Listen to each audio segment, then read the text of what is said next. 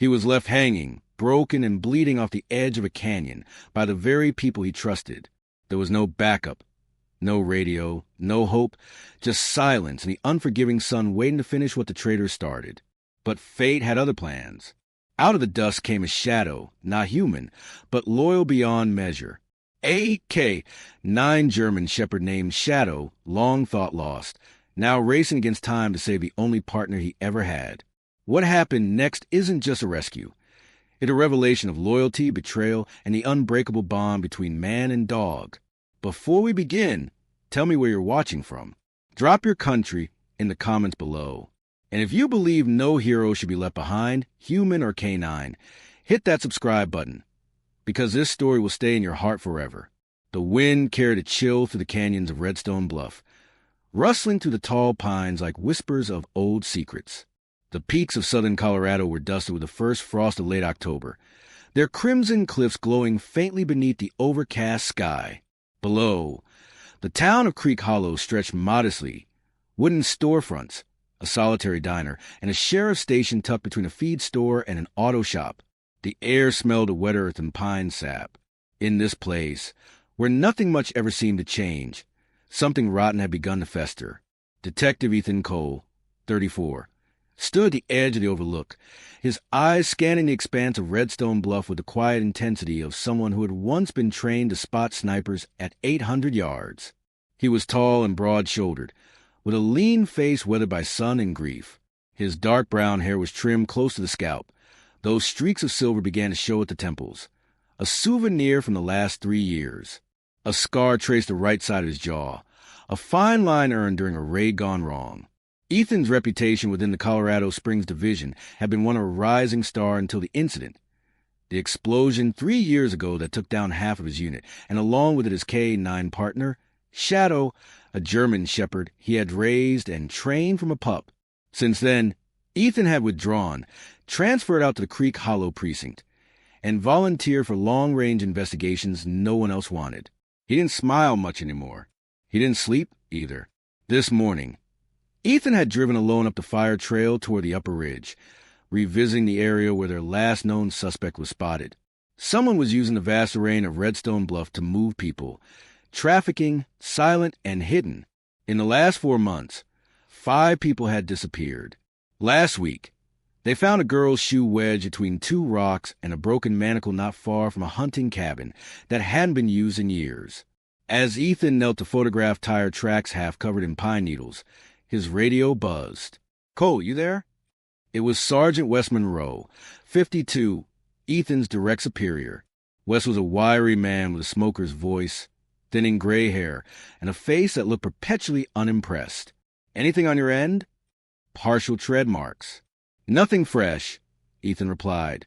"But they were here." "Probably moved west." Wes grunted. "Keep your eyes open. And be careful." Ethan clicked the radio off without replying. Be careful. That's what they'd said 3 years ago. It hadn't helped then. He rose slowly, his joints stiff from the cold, and his gaze drifted toward the bluff's edge. Below was a ravine, steep, jagged, unforgiving. Somewhere near there was the last place Shadow had been seen. The day of the explosion, Shadow had taken off ahead, tracking someone Ethan hadn't seen. Then came the fireball, the smoke, the radio static. They'd never found a dog. Some said he died in the blast. Others believed he ran off, wounded and scared. But Ethan never saw a body. He still had the canine's badge tag bent, scorched metal hanging on a leather cord he wore under his shirt. His memories swirled like the mist rising from the pines. Shadow had been more than a partner. He was the last living connection to a part of Ethan's life that hadn't been stained by betrayal or silence. Back at the Creek Hollow station, Officer Sarah Jennings, 29, watched the map board with concern. She was average height, willowy, with sharp blue eyes that missed nothing, and always wore her blonde hair in a loose braid tucked under her patrol cap. Unlike many officers who let cynicism sink in by year 3, Sarah held on to her fire, perhaps because her younger brother had once vanished for 6 months before being rescued from a trafficking ring. That event had changed her, soft-spoken with victims, but fierce with suspects. She tapped a pen against her notepad, noting Ethan's last call and location. Something didn't sit right. The last patrol drone they'd sent over Redstone Bluff came back with blank footage. A data blackout. No one had reported it. And more troubling, the timestamp had been tampered with. Sarah stood, walked briskly toward Wes's office, and knocked. "Come in," Wes called. "Sir," she said, handing him the printout. "Look at this. Drone 7BS camera log. Time date has been scrubbed." Wes squinted, lips thinning. "That's not good." "It gets worse," Sarah said. Click quested this drone 2 days ago for surveillance over the exact area where 2 disappearances occurred. Somebody didn't want that footage seen. Wes leaned back, fingers tapping the armrest. "You think we got a leak?" "I think we have a mole," Sarah said softly. Wes didn't answer immediately. The rain had started again outside, soft and cold, tapping against the station's windows. After a moment, he nodded. "All right, keep this quiet. Let Cole know when he gets back." But as they sat in silence, neither of them realized Ethan might already be walking into something far worse. He had hiked 2 miles west now, away for his truck, moving through thinning trees and damp rocks. A hawk called high above. The fog was rolling in faster than expected. Visibility dropped. Ethan felt it before he saw it, the unease, like being watched. He crouched behind a rock, scanned the woods. A silence. Then he saw it. A boot print, fresh, too clean to be from a hiker. He raised his radio. Static. He turned to head back and saw the figure. Too late. The sting came fast, too fast for Ethan to react. A sharp prick in his neck, then darkness that spread like ink and water. He staggered back, eyes wide, hands reaching instinctively for his holster, but the world tilted violently. The mist blurred, his knees buckled, and the last thing he saw before everything dissolved was the glint of a silver belt buckle and a boot stepping over his chest. When Ethan regained consciousness, he didn't know how much time had passed, minutes, hours, days. His body felt like it had been baked from the inside out. His arms were wrenched behind his back, wrists zip-tied and chafed. A single frayed rope dug into his shoulders, suspending him just inches from the side of the cliff face. Below him, nothing but jagged stone and a yawning canyon floor. The sun blazed in the cloudless sky above, ruthless and uncaring. Every breath scorched his throat. The wind teased at his boots, sometimes lifting him slightly, then letting him sway back like a broken pendulum. Voices echoed faintly from the top of the ridge, too distant now to make out. They had left him here to die, not with a bullet, not with blood, but with heat, silence, and time. His badge was gone. So was his sidearm. Ethan forced his head up, muscles screaming. He squinted toward the rope's anchor point above the cliff, but couldn't see it. He couldn't see much of anything, just red rock, dry air, and the tremble of sweat sliding into his eyes. His tongue felt like sandpaper, lips cracked and bleeding from the heat. He tried to move, to twist, but the pain was immediate and blinding. His shoulders throbbed with each swing. A whisper of breath escaped him. Shadow. Back at the Creek Hollow precinct, Officer Olivia Hart stared at the blinking comm screen with growing unease. At 36, Olivia had the weather resolve of someone who had climbed back from things she never spoke about. She stood just under 5'9", athletic frame, dark auburn hair often tied in a practical bun, and pale green eyes that rarely showed emotion. She had once been Ethan's field partner years ago before transferring to data and recon after losing her older brother to a bad op overseas. Olivia was methodical, respected, and known for her ability to trace digital footprints others missed. But it wasn't her computer that made her pause now. It was her gut. Ethan hadn't checked in. No signal from his body cam. His GPS dead. Her hand hovered over the dispatch button, but she didn't press. If someone had done this on the inside, raising an official alert might just tip them off. Instead, she pulled up the last drone feed Ethan had requested and scrubbed backward to the footage manually. It was pixelated, low-res, useless, until a single frame flashed by. She paused it, enhanced a heat signature, then gone. But it was an animal, too tall, standing upright. Not Ethan. She reached for her encrypted tablet and began cross-referencing drone logs and deleted access points. A pattern emerged. 2 weeks ago, Officer Riley from dispatch had cleared an unauthorized drone flight. Riley, mid-30s, polite to the point of being forgettable with a pencil mustache and a fondness for outdated slang. Wasn't the kind of person you'd suspect. Maybe that's why no one had. Olivia saved the footage and encrypted it under a hidden folder, then rose to her feet.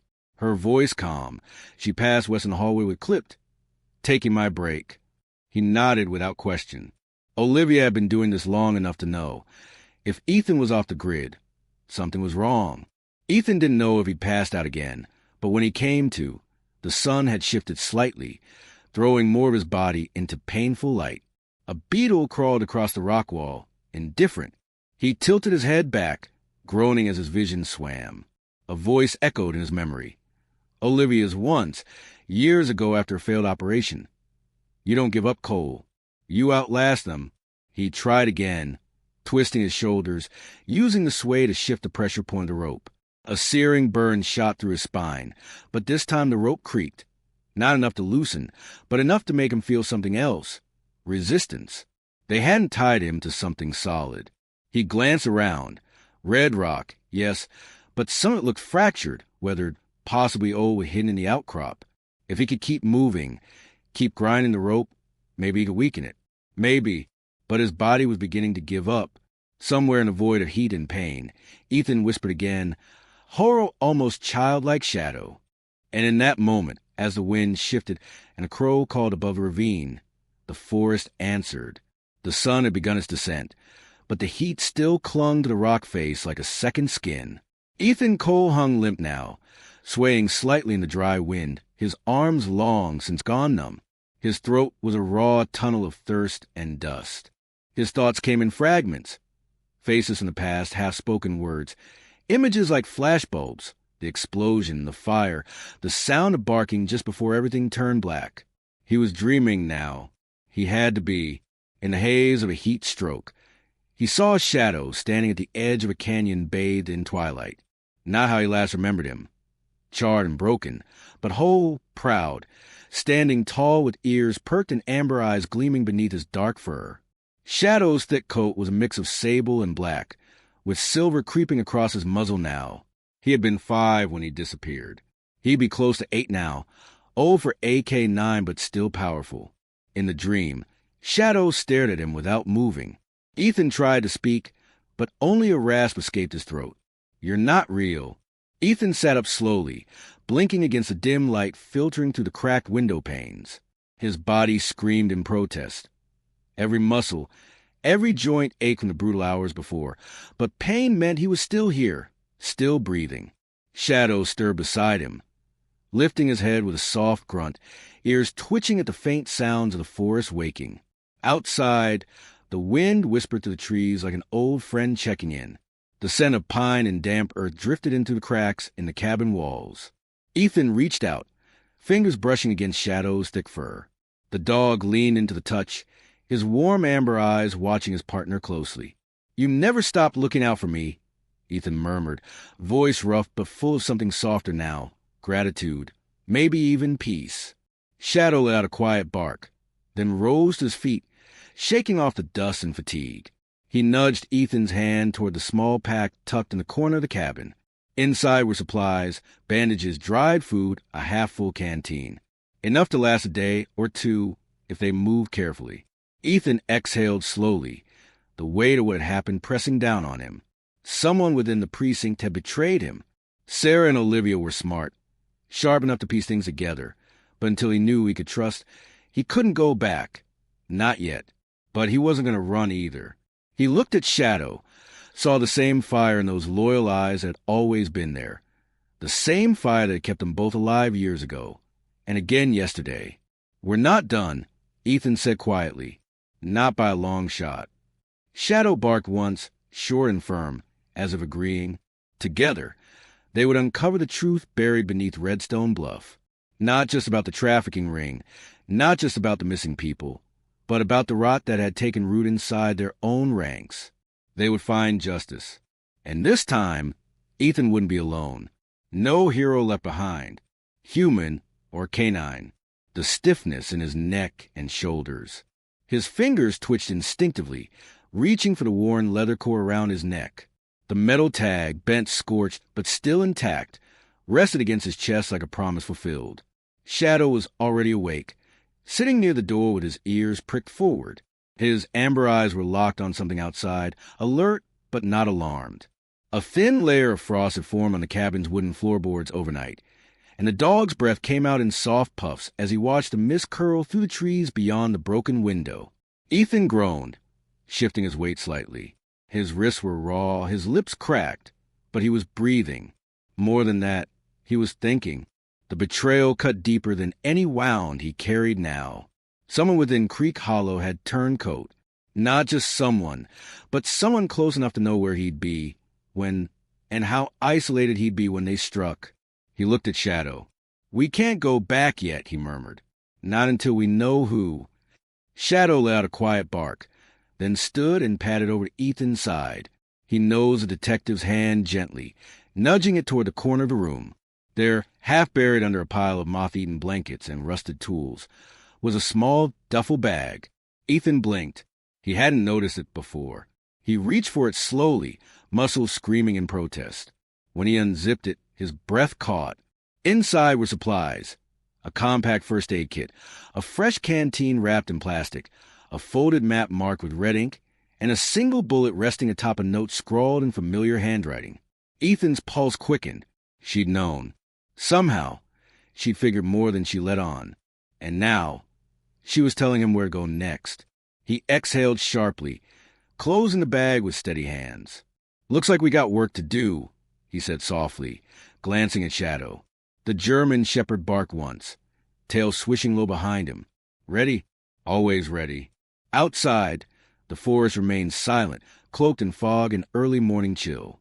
But somewhere beyond those trees, beneath layers of rock and history, secrets were buried, secrets worth killing for. And Ethan Cole wasn't going to stop until he unearthed them all, because heroes didn't quit, especially not the ones who had someone waiting for them.